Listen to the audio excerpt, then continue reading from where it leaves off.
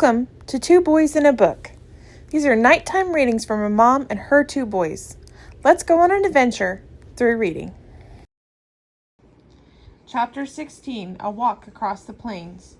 This cell was both the arsenal and the dressing room of the Nautilus. A dozen diving outfits were hanging on the wall waiting for us. When Ned Land saw them, he showed an obvious distaste at the idea of putting them on. But Ned, I said these forests of Crespo Island are underwater. Yes, I know, said the harpooner, disappointed at seeing his dreams of fresh meat vanish. But you, Monsieur Aronnax, are going to put on that outfit? I've got to, Ned. Do whatever you want, Monsieur, replied the harpooner, shrugging his shoulders. But as for me, I'll never get into clothes like that unless they force me to. Nobody's going to force you, Ned, said Captain Nemo. Is Conseil going to try it? Asked Ned. I follow Monsieur wherever he goes, answered Conseil. At a call from the captain, two men from the crew came over to help us put on these heavy waterproof suits made of seamless rubber and constructed in such a way as to be able to bear up under considerable pressure. It was like strong yet supple armor. The suit consisted of trousers and a jacket. The trousers ended in thick shoes equipped with heavy lead soles. The fabric of the jacket was held firm by the coffer plates, which protected the chest against the water pressure and allowed the lungs to function freely.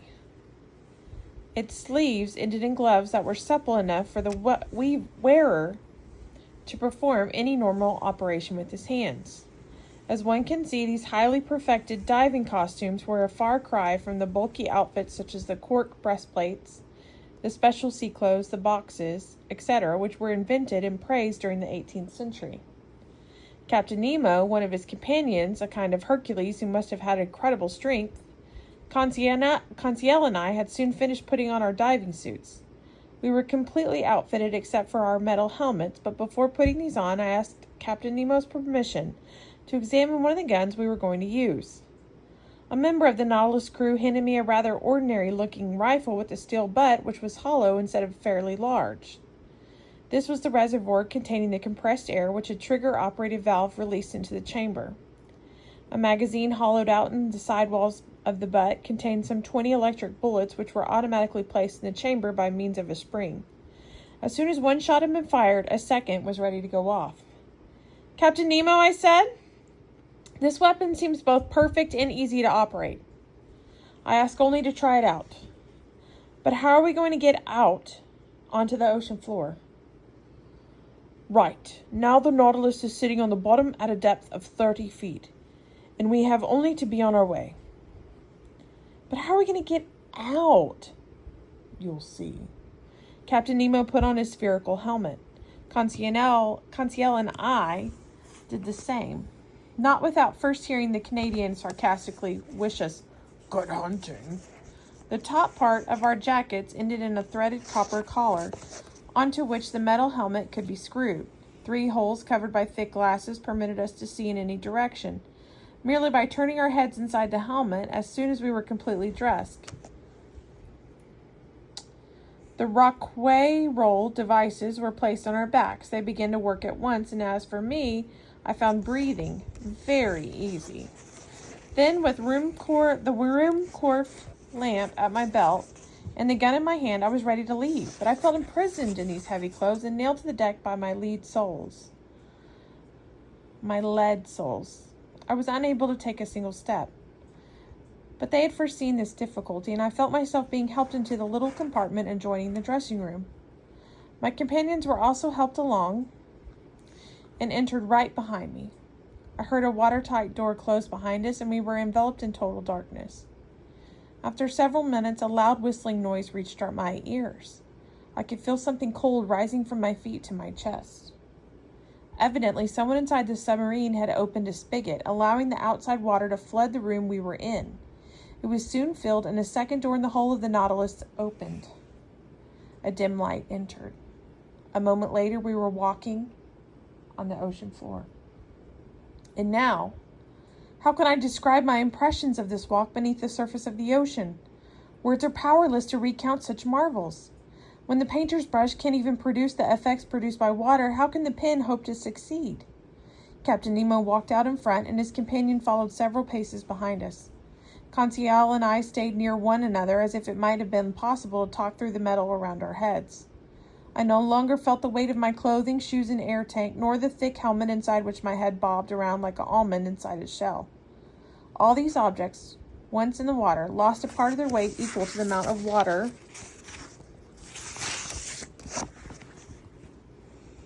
displaced, and I found I was profiting greatly by the law Archimedes discovered.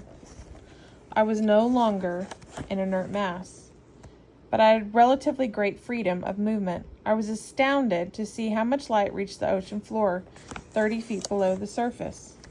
The sun's rays easily penetrated this liquid mass, and they made it seem transparent. I could see objects clearly at a distance of 100 yards. Beyond that, the ocean depths were tinted with delicate shades of ultramarine, which turned to a purer blue as the distance got greater, and then disappeared in the midst of a vague shadowness. Indeed, this water surrounding me was no more than another kind of air, denser than the atmosphere, but also as transparent. Above me, I could see the calm surface of the sea. We walked over a fine-grained sand, without the ripples one finds on beaches where the tide has left its mark. The dazzling carpet acted as a reflector, sending back the sun's rays with surprising intensity. As a result, there was immense reverberation of light which penetrated each liquid molecule. Will the reader believe me if I state that this depth of 30 feet I could see as well as I were in broad daylight? For a quarter of an hour I walked over this blazing sand, strewn with almost imperceptible dust from shells. The whole of the Nautilus, looking like a long reef, disappeared little by little. But its searchlight one night had come over the ocean floor, would facilitate our return by throwing out its strong, clear beams. This phenomenon is difficult to understand for someone who has only seen a searchlight's clearly outlined, whitish rays on land. There, the dust saturating the air gives them the appearance of luminous mist. But on water, as well as underwater, their electric gleam is transmitted with incomparable purity. But we kept on walking. The vast sandy plain seemed unending. With my hand I parted liquid curtains, which closed again behind me, and the trace of my footsteps were quickly erased by the pressure of the water. Soon, some objects looming up in the distance became visible. I recognized a magnificent foreground of rocks covered with splendid specimens of zoophytes, and I was mainly struck with a very special effect produced by the medium we were in. It was then 10 in the morning. The sun's rays struck the surface at a rather oblique angle and refracted by this contact as if passing through a prism. They tinted the edges of rocks, plants, and shells and corals with 7 colors of the solar spectrum. It was a marvelous feast for our eyes. Color crisscrossed one another in a veritable kaleidoscope of green, yellow, orange, violet, indigo, and blue. The entire palette of an enthusiastic colorist. How I would have liked to describe to Conseil the impression this made on me, and compete with him in uttering phrases of wonder. How I would have enjoyed, like Captain Nemo and his companion, being able to exchange thoughts by means of previously arranged signals. So for lack of anything better, I talked to myself, shouting inside my copper helmet and perhaps wasting more air than I should have with these vain words. Conseil and I both stopped to admire the marvelous spectacle. Confronted by so many specimens of zoophytes and mollusks, he was obviously classifying. The ground was covered with polyps and echinoderms, different kinds of Isidae, Cornularia, which live in isolation, tufts of virgin Acalaenae, formerly called white coral, bristling fungi shaped like mushrooms, and sea anemones holding onto rocks with their muscular discs, all formed a flower bed dotted with portipae dressed in their collars of azure tentacles, starfish strutting the sand, verrucose asterophytons, which look like delicate lace embroidered by the hands of water nymphs, and whose border moved gently in the eddies produced by our walking.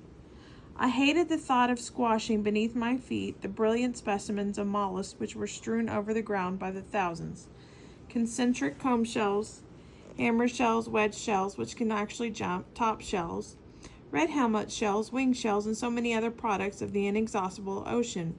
But we had to keep going. And as we walked, we could see swimming overhead schools of Portuguese men of war.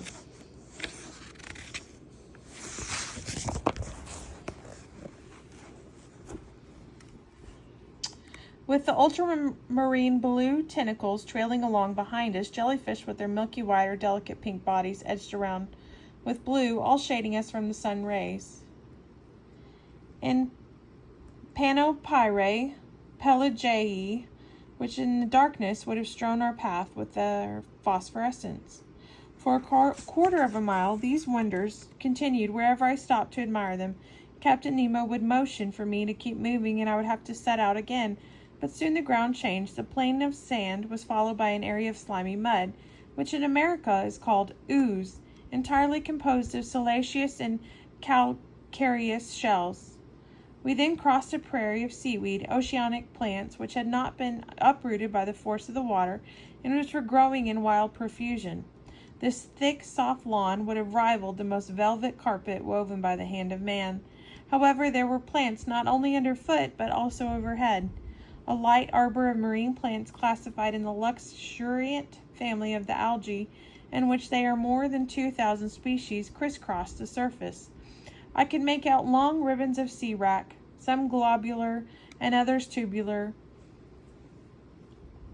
Lawrenceanae, Cladostephae, with their slender foliage, and some dulse which looked like a cactus fan.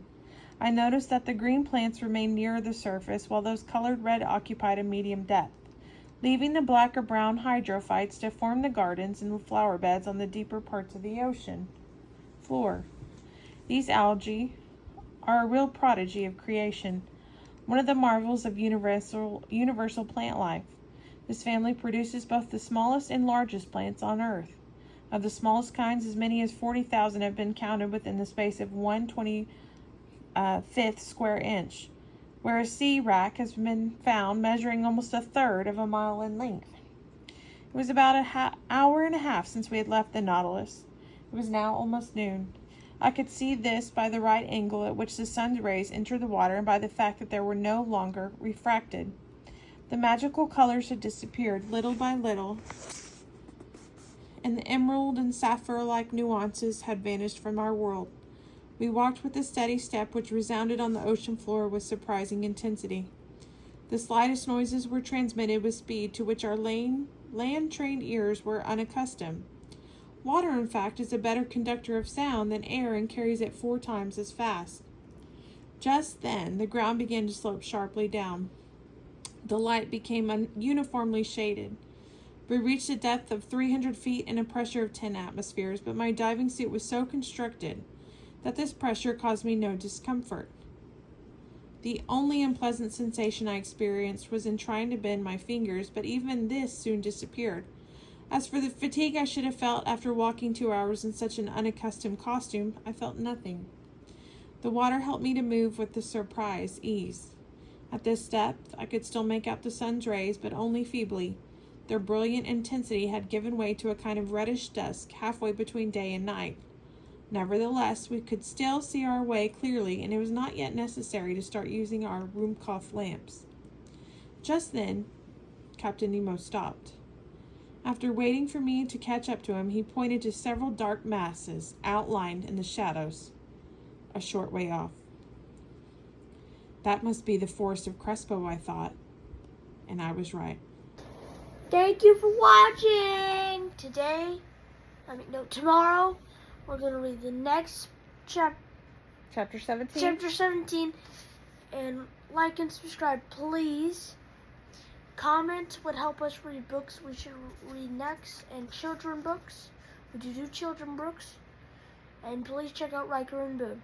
We will start posting new videos pretty soon. We're working on a new room right now, so Very cool. it's slow. Slow.